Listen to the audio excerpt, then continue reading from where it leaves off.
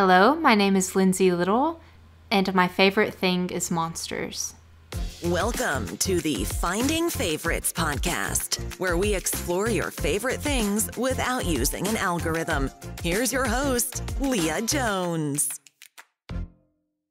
Hello and welcome to Finding Favorites. I'm your host, Leah Jones, and this is the podcast where we learn about people's favorite things and get recommendations without using an algorithm. This week, I am joined by Lyndsey Little. She is a co-host of the podcast Stories to Dismember, a horror movie review, and the author and artist and inker of Oni Girl, which is a webcomic that is coming to life on Kickstarter. Lyndsey, how are you doing this morning? I'm so good. Thank you so much for having me, Leah. This is great. I'm so happy to actually get to talk to you with voices. I know. It doesn't really... this is the first time we've actually communicated this way, but it doesn't really feel like it to me, if that makes sense. It makes 100% sense. So, Lyndsey, you may recognize her voice from the Best of 2022 episode. She left a voicemail for it. But we are members of the Discord, so we know each other through the Doughboys fan community. So we talk all the time on Discord. We chat. And it does feel like, I mean, those are real friendships. So I'm not even going to say like, oh, it feels like, yeah, but of course. It doesn't feel like, it feels like it because it is. And so, we have heard each other's voices. We just haven't heard them directly in the moment. Yes. We haven't had synchronous conversation. So how is this weekend kicking off for you? Gosh. Well, yesterday my partner and I got our marriage certificate. Yay! So that's one step closer to the real thing. Yeah. And for the most part, we just plan on having what we call a nostalgia day, which is when we choose some of our favorite films or video games from childhood, grab some of our favorite snacks from childhood, and we'll literally just spend a majority of the weekend doing those things, having a whole complete marathon of nostalgia. That's a brilliant idea. I love it. It's so much fun. What are some of your go-to snacks for Nostalgia Day? A grilled cheese is probably one of the more nostalgic snacks for me, or foods, I guess, or a peanut butter and jelly sandwich. Just really keeping it simple. And as far as like prepackaged foods, Pop-Tarts always come to mind. I feel like Oreos are kind of cheating because those are a classic. I think those will always be popular. Mm-hmm. But I'm very tempted by those very recent... that recent drop of Oreos that has the cookies and cream filling. Mm-hmm. Stratton was tempted to buy those when he was at the grocery store earlier, and I wanted to say, oh, get them, but we already had bought so many snacks. Give in to the temptation, Yes, Stratton. I know. I haven't seen the cookies and creams one. I've seen is it the super stuff? The ones that are like quadruple stuff that they have out right now that are like so thick. They already have really thick ones. Yeah, there's already double stuff, which is stuff. Like regularly on the market. So I guess one of the main Oreo factories is in Illinois, or used to be in Illinois. So we get all the flavors. Wow. All the special Oreo flavors come out in Illinois first. And my sister, when she was at a smaller law firm, would organize tastings anytime she found a new flavor. Ugh, the dream. So, right? Yeah. I'm so jealous. Yeah. So I might have to wander down to CVS and see if we've got the cookies and cream. It must be good. I'm sure it is. Yeah, it's Oreo, but with more Oreo. Right. It's like an Oreo with an Oreo filling. Yes. Right? It's a very meta cookies Oreo. And cream just a Oreo? Yes, exactly. Right? Sounds great. Nice. Yeah, and I hear you on a grilled cheese. That's good nostalgia food. Mm. Now, when you're doing a nostalgia grilled cheese, is it like margarine, white bread, like Kraft slices, or do you upgrade it for your adult sensibilities? It depends if like this is specifically a nostalgia day. It probably is more curated. Probably has like smoked Gouda on wheat bread and mayonnaise on the inside, because that's how I was taught to do it. Mayonnaise on the inside to make it extra creamy. And then butter on the outside, fried that way on both sides. Okay. And then maybe some other stuff like a blackberry jam to go with, or whatever jam is in the fridge, strawberry jalapeno. But we've had many a grilled cheese in this household. Yeah. I've never heard the hack of putting mayonnaise on the inside, but as I'm thinking about it, it makes sense that it would just make the cheese meltier. Mm-hmm. And especially if you're using if you're not using Kraft American slices, like those are made for melting. Mm-hmm, all cheeses aren't. So I could see that mayonnaise also really a Gouda or a cheddar, giving it a little bit more of that. More moisture. Mm-hmm. Oh, that's a good food hack. Yeah, and I think you can also fry a grilled cheese just with mayonnaise on the outside instead of butter, but I prefer butter. I'm from the South, so of course I love butter. Yeah. So that's how I do it.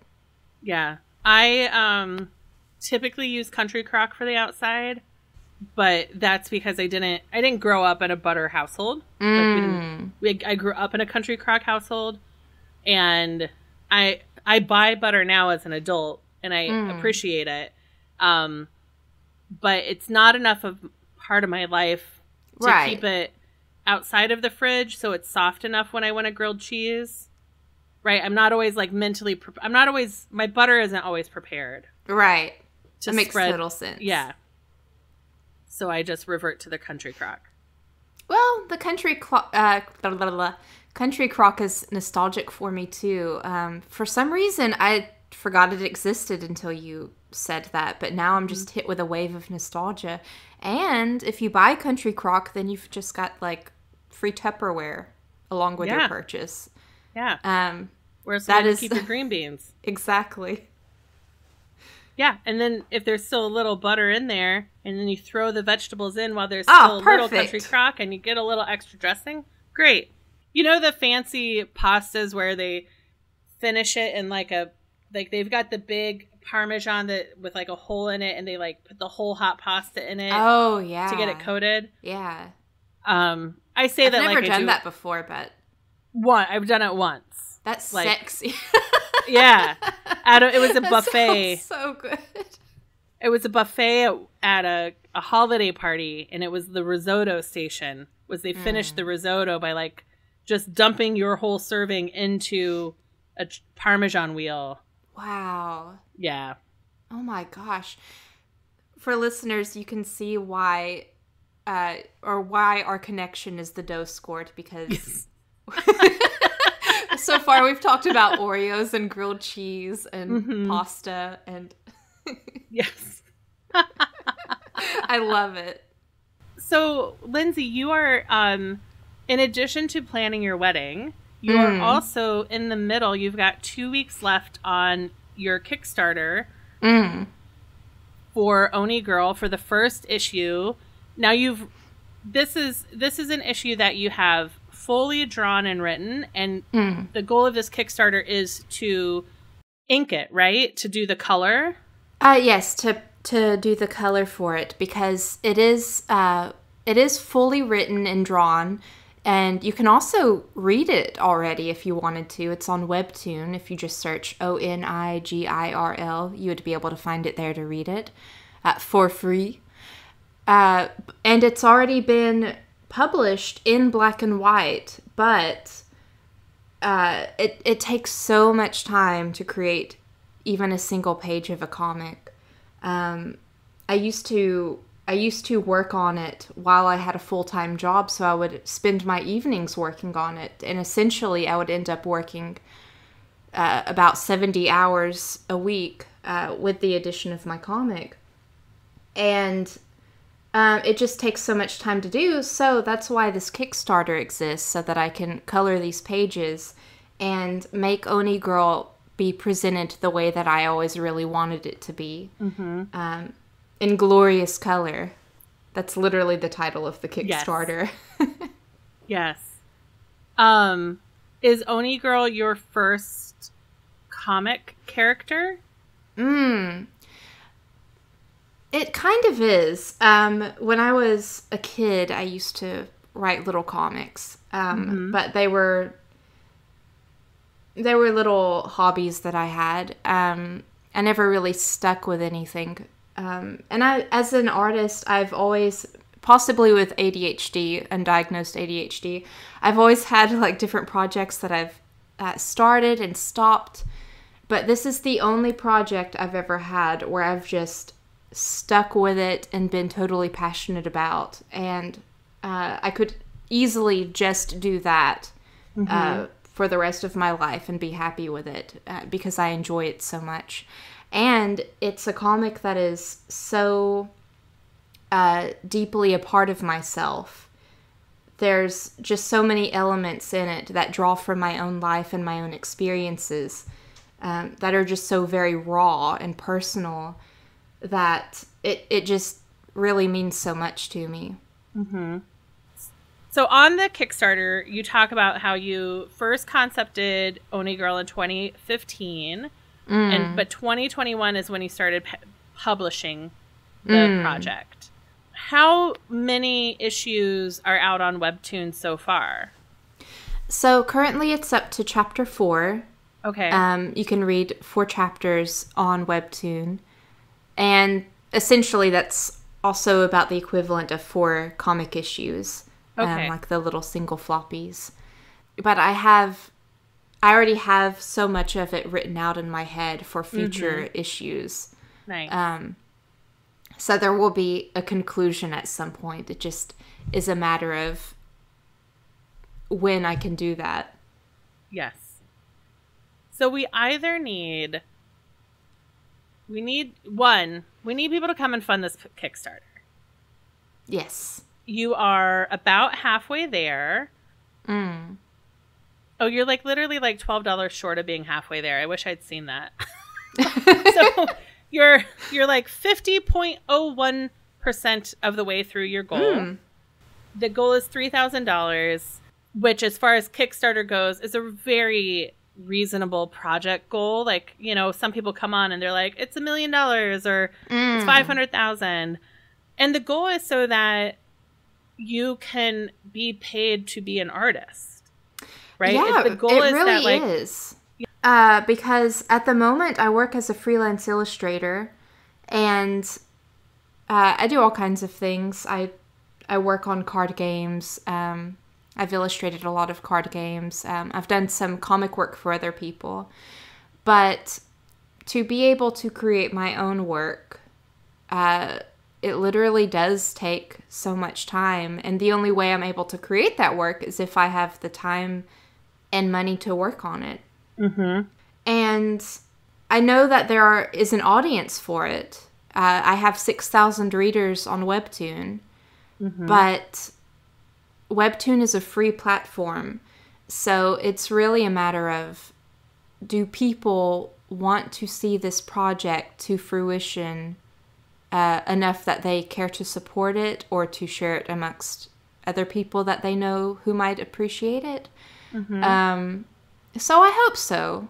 It's still a project that I'm going to continue on at some point, whether or not this Kickstarter gets funded. But this Kickstarter being funded will allow me to continue to work on this passion project, but also continue to release those chapters, because I want to continue with the plot line from where it was left off. I want to get to chapter 5. Yeah. It's great. And I hope I have said this explicitly on the podcast, but if I haven't, I believe that artists deserve to be paid for their work. And that's why I think a Kickstarter like this is important because you're saying, I need space to breathe. The only way I can work on my passion project is if I can also, you exist in a capitalist society. Yeah. So you and your partner have bills to pay and supplies to buy, and so the only way to be able to continue creating art is to have patrons. And so this is a way that people can come in and support you, so you can maybe like dial down the hustle as a freelancer and spend that time that you would be marketing yourself or doing invoices to have some breathing room to make your art. So absolutely. I think that is really worthwhile. And people that are listening, you have 2 weeks. It closes on Valentine's Day, right? Yes. So you have until... I know that wasn't a threat. You have 2 weeks. You have 2 weeks, people. Make it your Valentine's gift to me, the host of Finding Favorites, that you will go in and back Oni Girl, so that's that really Lyndsey cute. Can have the space, the mental space to work on this project and bring it to color, which will help her get more followers on Webtoons, which will get her the attention of a publisher that will treat her fairly and pay her fairly for her work. That would be amazing. So that's the goal. Is that a goal? Like, would you like to be have a publisher and work full time as a comic book person? Or that would be the dream. That would be so ideal. It's very difficult to make it in the comic industry, so I don't even have my expectations that high. That would be lovely, but I'm not getting my hopes up about that. If I just had to essentially be my own publisher and just sort of crowdsource the funds to continually make Oni Girl pages and just have them posted on my own site, I would do that. Yep. But if a publisher was ever interested, that would be even better, because honestly, I can be my own boss and crack the whip on myself, but it's so much more difficult. I'd much rather somebody else do that. I 1000% understand.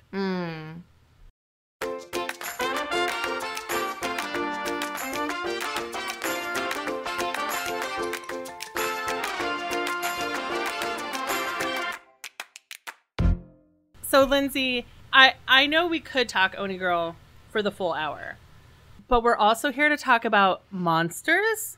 Question mark? Yes, so it is related in a way, because I don't think it was mentioned, but Oni Girl is about a school full of monsters. Specifically, it's about a school of monster children who go to this school not just to learn the normal subjects that we learn in real life, but also how to assimilate the behavior and appearance of humans, so that when they graduate from this school, they can go on to live in human society. Because it takes place in a human-dominated world, where people don't believe monsters exist, or the few that do don't want them to exist. So you can draw from a lot of parallels in real life with... It's not subtle. No. And that's why I love monsters, and that's why I wanted to talk about monsters, because they make for such a good allegory for people who are disenfranchised, anyone who's in the LGBTQ community, person of color, disabled, or differently bodied, I should say, or anyone who's ever just felt like an other. Like, I grew up in a horrible environment for a kid. Like, I grew up in an abusive environment, and I always felt like an other because I was treated so badly. I felt like a monster, basically. And I grew up loving monsters, but it wasn't until an adult that I could appreciate monsters because of that symbolism that they hold so frequently. Beauty and the Beast. The Beast is this... He's a character of redemption. Like, he's a monster, essentially, but he redeems himself. He shows that inside, he's more than what his appearance is. And I love that. I love that so much. Phantom of the Opera is a more extreme example of a monster. He literally kills people. But to some degree, you have empathy for him. There's just a variety of what a monster is in media, but there's just so many instances of it where you can just appreciate them on that deeper surface level. Yeah. So you mentioned Beauty and the Beast. My favorite fairy tale in Disney film. Oh, is it? Yes.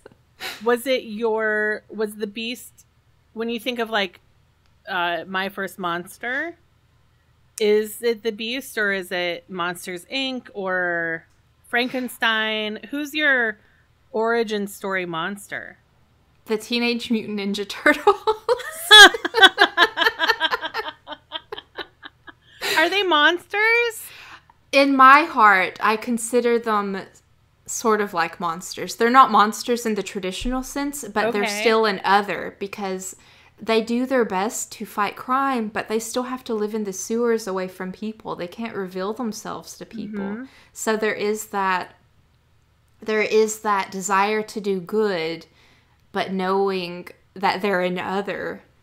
So I love that. It's just another facet of that whole thing. In which Teenage Mutant Ninja Turtles were your first turtles? Or were they like Teenage Mutant Ninja Turtles, Heroes in a Half Shell? Was it that type of Ninja Turtle, or was it like the grittier comic book, or was it like the live action? Was there a live action movie? There was, yeah. A live action movie. So like, what turtles are your turtles? So I did grow up a little around the cartoon. I think the cartoon was slightly above, or I think the cartoon was slightly before my time. So I was aware of it, and I had seen some of it. But the movies came out when I was a toddler. Okay. And that is what I was obsessed with. Okay. And those, I mean, I grew up with the first and the second film. And they're more meant for adults, really. There's some cursing and there's a little bit of adult themes in there. But my dad would get me to sleep by watching those. I was a toddler, and he would pop those into the VHS, and that's how I would wind down at night until I went to sleep. And my dad says he has stories of me when I was little, when he would be sleeping in his own room, and he would hear me going, "Hiya!" from the living room. Or, "Whoa!" Because they have that surfer dude. Like, did you ask for pizza for every meal? Yeah, but I just sort of feel like that's how most people are, right? Yeah, no, it is. I think with or without the Ninja Turtles, you want pizza. The pizza, it does look especially delicious in any Ninja Turtles adaptation. Yeah, yeah. So you start with the Ninja Turtles as your first monster. Is there then one, like, kind of a OG monster for you that more people recognize as monsters? Godzilla. Godzilla's a good monster. And Godzilla, I think, is doesn't have a copyright on it, right? So it's like it's not called open source. What's the copyright word for like Sherlock Holmes now is available to anyone who wants to write Sherlock Holmes stories. I'm really not sure about that with Godzilla. But all I'm trying to say is there's lots of Godzilla stories. Yeah, so there are. So which Godzilla got to you? Got to baby Lyndsey? I don't remember. Somebody could probably correct me on this, but I don't know if it's the original Godzilla, the very first Godzilla in black and white. But that's primarily what I would watch with my little brother. But the Godzilla that I love the most is what my partner Stratton calls the cat mouth Godzilla. Because it's still an early Godzilla, but he just has these big, bulging eyes. And a literal cat-shaped mouth. And it's to me is the cutest iteration of Godzilla. I am just really quickly looking on Google Images. Yes. I'm gonna to see if I can find. All right, let me try classic Godzilla. If you ever talk to Prince Sloth, I don't usually call him that. That was weird. If you ever talk to Stratton, he would be able to rattle the different Godzillas off to you because he's the one who really introduced me more into the whole world of Godzilla. Yeah, it's wild when you just search Godzilla Classic, like just how many versions of Godzilla there have been over the years. I could just ask him real quick. Oh, wait. I have found USA Today, the 60-year evolution of Godzilla. Catface Godzilla is your favorite than Godzilla. Was that another one that, like, your family had recorded? You had the tape of it and you would rewatch it, or did you catch it on TV? Yeah, that was a VHS tape that my brother and I had. We had a few of the Godzillas. Godzilla and King Kong. Yeah. Oh, I was just going to say, I think that's why I like Godzilla more than King Kong, because he seems more like a monster than King Kong does. Like, King Kong obviously is not a normal gorilla. Right. But he's still just a big gorilla. He's a big gorilla who, yeah. So many King Kong fans are going to get mad at me now. Right, but like his origin story is just like he's a big gorilla that people caught, right? He's not a big gorilla who got... I don't know much about King Kong, but... That's essentially it, yeah. Right? He doesn't have like a nuclear meltdown background. He wasn't created in a lab, right? Right. It's not like the Planet of the Apes who were lab... Well, no, the apes are us. But like they come out of a lab. They come out of like a failed human experiment on monkeys and gorillas. Versus I think King Kong is just like big. Yeah. So yeah. But Godzilla is Godzilla a lab creation or outer space monster? I think originally he was a dormant creature who, oh gosh. See, I'm not even an expert enough that I can get my facts straight. Godzilla, a giant monster spawned from the waste of nuclear tests, is discovered in the sea and rises to threaten Japan. And I like this little bit. The only hope of stopping Godzilla is the oxygen destroyer, a weapon as deadly and as morally troubling as the atomic bombs that created the monster. So there's even political commentary when it comes to Godzilla, because that was the whole inspiration for Godzilla. Yeah, it's what we did even to Japan. Yeah, America created Godzilla.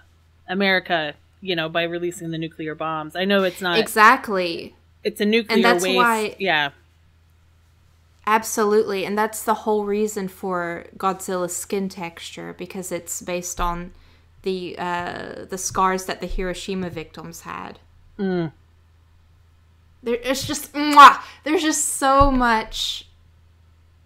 Like, you can appreciate monster media at a surface level easily, but when you just get deeper into the reasoning behind them, why they exist, it's just so good. I love being able to connect, I guess, with people on a human level through monsters. Mm-hmm.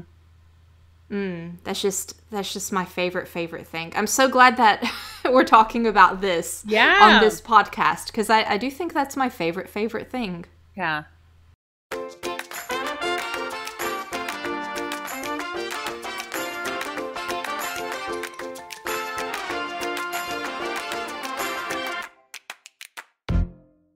If you were Professor Little and you were going to write a syllabus, a monster syllabus, but let's just say it's like a winter term. It's just a 6-week class, so you don't have to do like a full 20-week semester.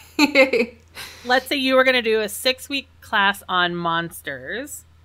What are some items, movies, books, essays? What are things that go in your curriculum? Oh my gosh. Or ways that you would want people to explore monsters? This can be a comic. This can be an illustration class. This can be a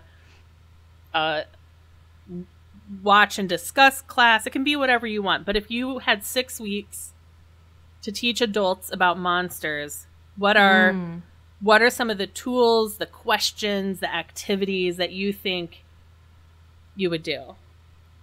That's really fun. I feel like it would be interesting for people to do a deep dive research into some of the earliest monsters, even maybe biblically, or like from any other culture, really. Just bring out monsters that you don't really hear discussed nowadays, but are still sort of part of the culture. Because even biblically, I think angels are kind of monsters, the way that they're described. Mm-hmm. And yet at the same time, when they appear to people and they hide away like their 100 eyes or whatever, they, like, this is purely from a Christian point of view, I guess. I'm not a Christian, but I used to be. But I feel like that's something that's not really discussed, even amongst Christians. And I think that would be really interesting, is how we have come to accept angels as being these humanoid creatures that are meant to be beautiful and angelic. That's a little too on the nose.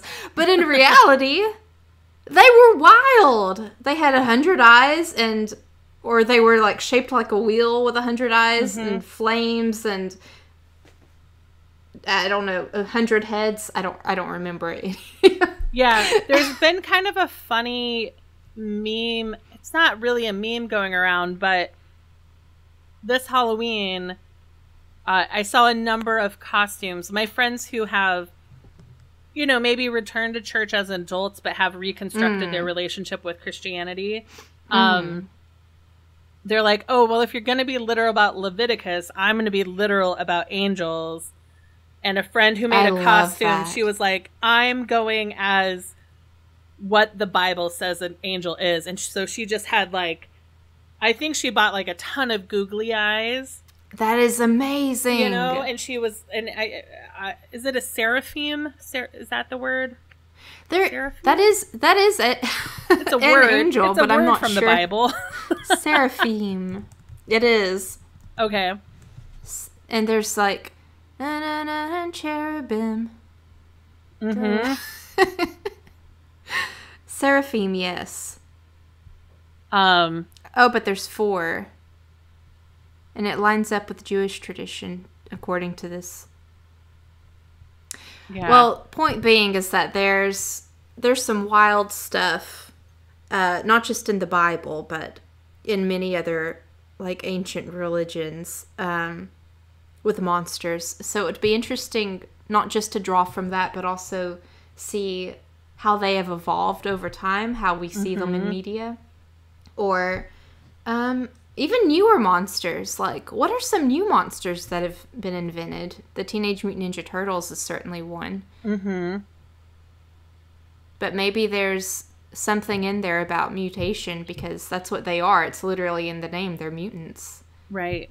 Yeah, and I think you could do a whole class called like Marvel and Monsters, right? Because is that, Groot's the tree, That's the question, right? Isn't it? Yeah. Yeah. Are the Guardians of Galaxies monsters or superheroes? Oh my gosh. Villains? I'm getting chills because I love this question. And that's kind of a little bit what my comic is about too. Mm-hmm. Because most of the monsters in my story, they can pass for human, or they're right on the edge of passing for human. They just need to figure out what more they can do to safely live amongst humans. And it's kind of ridiculous for my characters, because if it weren't for their appearance, they probably could live amongst humans. Yeah. But it's just a commentary on our society as well, because we as humans don't always treat each other the way that we should, and it's purely based on superficial things. It's completely unreasonable. Yeah, I mean, a lot of that makes me think about, I'm on TikTok, and I get my algorithm has a lot of content about autism and ADHD, and masking, and people starting to unmask since the pandemic, and trying to be their true selves, and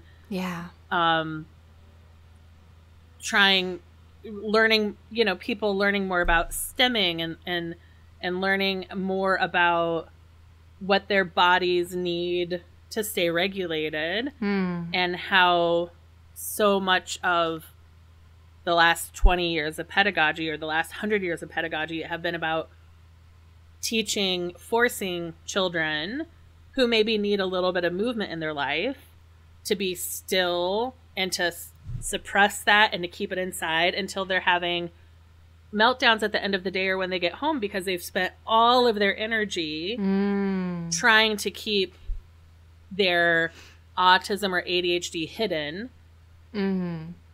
So that's what I heard when you said this is a school for monsters, to learn how to hide their true selves so they can exist in human society. I love that you said that. Right, but isn't it also right? It's white standards of beauty. It's Black women having to straighten their hair, or have weaves that look like white hair. It's women in India buying skin bleach to appear lighter. So there's just so much. But when you put the frame of monster over it, it's a mirror people can look at. Yeah, exactly. And they can't quite look at their own society and their own systems yet, but they can start by having empathy for the monsters. Exactly. Totally nailed it. What response do you have to people who think it's this great gotcha when they're like, haha, Frankenstein's not the monster, he's the doctor? Like, we all remember the name Frankenstein, because Mary Shelley's Frankenstein is truly one of, other than the Bible, she helps bring us science fiction as a genre. Yes. And I think modern monsters don't start with Mary Shelley, but Frankenstein's monster. So I just think it's interesting, that we associate the name of the creator with the monster, and not the monster's own name. Yeah, well, I think it goes to that the way that different people consume different kinds of media, like what they're getting out of it, because even with horror films, you have people who appreciate them on a superficial level, who only watch them for the monsters or for the blood or the violence. And on the other hand, you have people who are looking at what these films are actually about. And usually it's about the human condition. And you can appreciate both, but some people don't even see those underlying themes when it comes to horror movies or monster movies or any kind of media with monsters. And I think it's a missed opportunity to not just understand the media more, whatever it is that you're consuming, but also yourself. Because I feel like it's like a great opportunity for growth when you sit down and try to analyze these kinds of things. Yeah.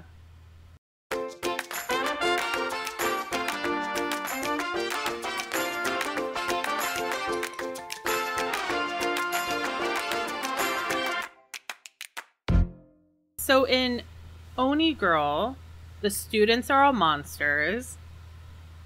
Is it a world where they grew up in monster families and their parents are like, hey, this is just part of it, you're going to have to go to monster school? So that's my first question. And my second question is, are they all the same? Do they all have the same monster traits, or do they go to school and find out what their monster traits are and then get like specialized classes on overcoming that particular monster trait? I love this question. I love that so much. So in my world, different monsters come from different upbringings. I have some monsters who have human parents that adopted them and who have sent them to this school because these parents are not equipped to actually deal with them. And I have human parents who don't want to deal with their monster children and send them off to this school so somebody else can deal with them. And then I have empathetic human parents who just want to find help for their children. And I have monster parents as well. And I just like exploring all of the different relationships that can be had between half monsters who are struggling with their identity, like my main character, my protagonist, and other monsters who can pass very well, but they let it go to their head a little too much, and they don't accept the privilege that they have. It's sort of like what we were touching on earlier when it comes to people who have like white privilege or like pretty privilege. Just there are people who will step over others as long as they can succeed in society. So I really am trying to explore every facet that I can about human society with my monsters. And I forgot what the other question was. Yeah, I should have like not asked them back to back because they were a big meaty question. Do all the kids who come to school have the same monster traits? Like, does everyone have a tail, but some people have a short tail so they can just like, they can wear skinny jeans? I don't know, right? Like, does everybody come with the same monster traits? Is it like a monster spectrum, or is it, There's you're a a little bit spectrum. more of a Frankenstein, you're a little bit more of a Godzilla, you know, like how are, like what is monster mean? Not mean, but like, right. So it sounds like it's not like how do they qualify? Maybe how do they qualify, or like, because like in Monsters Inc., which is a very bad example. No, it's not a bad example at all. They have like, the monsters in Monsters Inc. have all different body types. Yes. It sounds like your monsters are maybe it's all different emotional states, but are their bodies look like human bodies and they're working on their monster emotional state, or do they also have like some of them have like leather print, like leopard spots, and they also need to learn makeup? This is a great question too. Physically, there's a very big range with monsters, physically as well. The school, of course, is meant for humans, or blah, blah, blah. The school is meant for monsters who have a chance of passing more as humans. But there's also that question of, is that even okay to do? Yeah. To just completely wipe away the identity that they have just to be able to survive. There is that question. But putting that aside, they do, for the most part, have more human-like qualities. But then they might have horns sticking out of their head, which my protagonist does, and she hides it with different hats and things. Okay. But there's other monsters that have more to hide. I literally have a couple of slime characters in the story. How do you hide that? Right.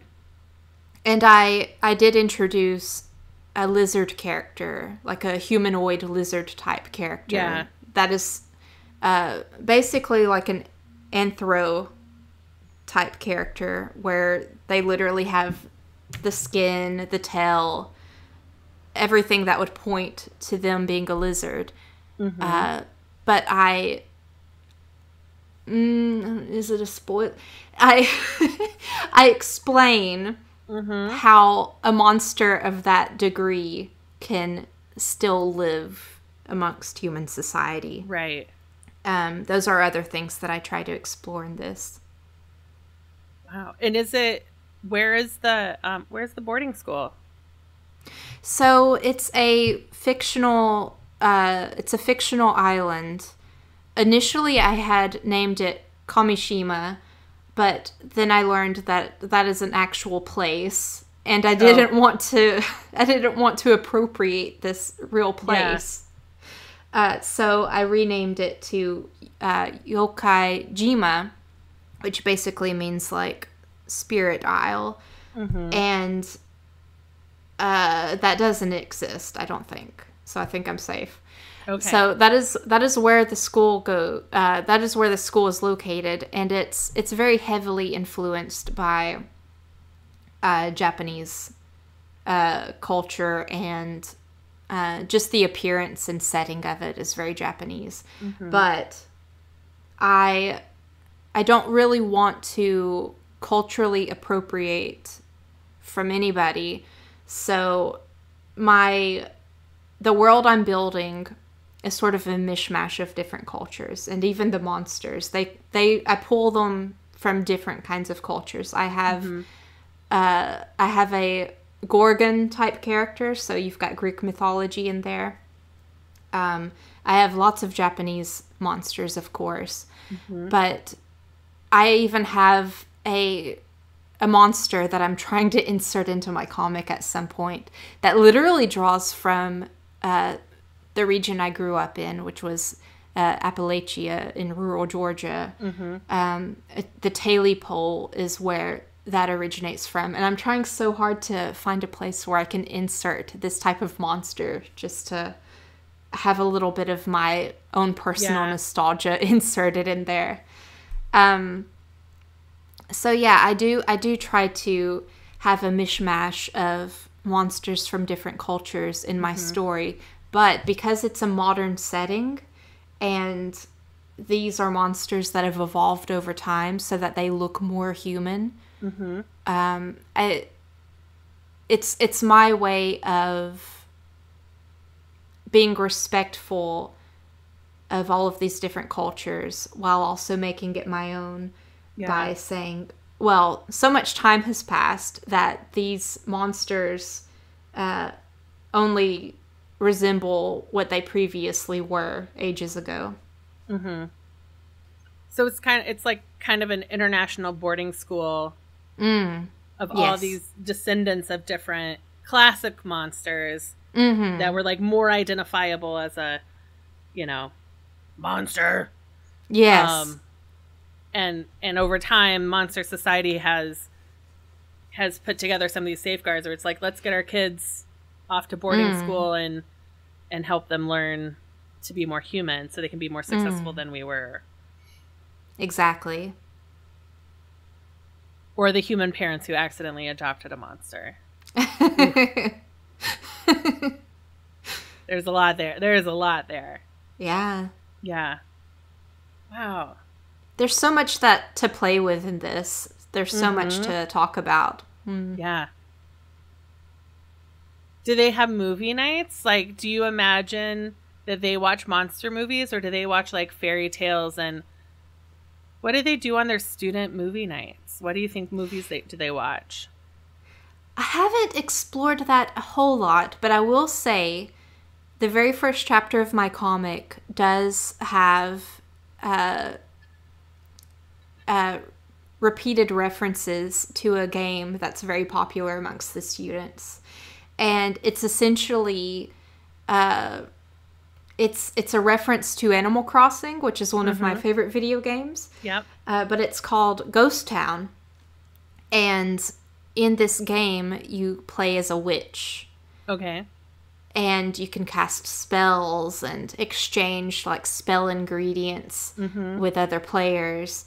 And you can create an avatar that looks like a monster. So in my mind, this is a game that shows representation for these monsters. Like, these monsters appreciate this game also on the level of it having monster representation in it, and they can bond with each other over that. And I feel like Animal Crossing in real life is such a good bonding game. It's it's a game that just facilitates that so well, being able to bond with each other. So I loved the idea of bringing that into my story as well. Yeah. Amazing. So as we start to wrap up, is there anything about monster movie recommendations that you haven't gotten to, that I didn't ask about, that you want to make sure that we talk about? Ooh. Do you know the actress Kiernan Shipka? No. She played Sally in Mad Men. Oh, right. The movie that I would recommend is Blackcoat's Daughter. The Blackcoat's Daughter. It has Kiernan Shipka in it as the protagonist. And she goes to a boarding school. But she's awfully lonely.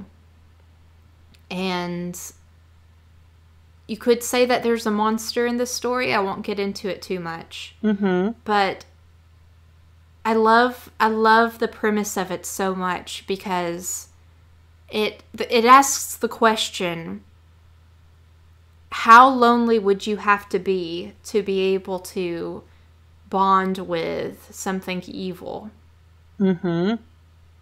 That's basically the premise of the movie. I don't want to spoil it for anybody, but I fell in love with it so hard when I watched it. It's so affecting, and it's beautiful too. It's a beautiful movie. There's so many beautiful shots in it, and it has this beautiful and eerie, I don't know if you'd say landscape. It takes place in the winter, so that so they're able to do a lot with that kind of imagery. But I highly recommend that one. Interesting. My friends at Friday Night Movie Podcast just interviewed Rivka Reyes. She was in the cast of School of Rock. Oh, and cool. They have an upcoming short film called Gianna, which explores the inner saboteur that we have lurking inside of us. Oh. I think you would really like it. Yeah. And then they also talked about a movie called, it was just at Sundance, called Onyx the Fortuitous, and The Talisman of Souls, which I think is comedy horror, but Gianna was written and directed by, written and produced by Rivka Reyes. They brought in another director. But they were talking about when the inner saboteur is embodied. And it sounded fascinating, but also maybe too scary, and maybe I'll never see it. That sounds really good, though. Yeah. It seems like Rivka Reyes has a lot of really neat projects coming out. I'll look into those. Yeah. Well, Lyndsey, people can support you with the Kickstarter, which I will link to. Oni Girl issue 1 in glorious color. Where else can people find you on the internet if you want to be found? Sure. So on most of my socials, you can find me at lyndsey.little. That's LYNDSEY.little. And you can find me on Instagram and on TikTok. And I'm sure you'll be able to find me on a lot of other social media platforms, but those are the main ones I use. And I will continually post about Oni Girl whenever I have more news there. So those would be the two main places to go to if you want to keep up with Oni Girl. Awesome. And people can also subscribe to Stories to Dismember, your horror movie review podcast. Yes. Which is too scary for me. Well, I'm too scared. It depends on how scared you get. Because we do describe the movies, but we do it in such a silly fashion where the three of us are such silly people that I don't know if it would truly scare anybody. Okay. Sometimes I'm actually afraid. Are we turning off any listeners who are coming to this for scary content? Because that's not what we provide. But right, I know you review scary movies. Yes, we recap them. So we'll describe what they are from beginning to end. But we appreciate the films at times. But even with the films we really love, we like to poke fun at them. So there's a lot of that. And yeah, the cover is going to be misleading because it is scary looking. I designed and drew the cover for our podcast, so when you look at it, you'll think, oh, this isn't... this looks satanic. But it truly isn't how we actually are. Outstanding. Well, you can listen... obviously, Finding Favorites. You're at the end of the episode. You've listened to it. Congrats! But you can follow. You did it. You did it. Smash that subscribe button. Leave. Please rate and review on either Apple Podcasts, Stitcher, Good Pods, whatever podcatcher you're using. Please go leave 5 stars and hit the link. Go over to Kickstarter and support Lyndsey's effort to be paid as an artist and bring glorious color to her comic. And keep enjoying your favorite things. Thank you for listening to Finding Favorites with Leah Jones. Please make sure to subscribe and drop us a 5-star review on iTunes. Now, go out and enjoy your favorite things.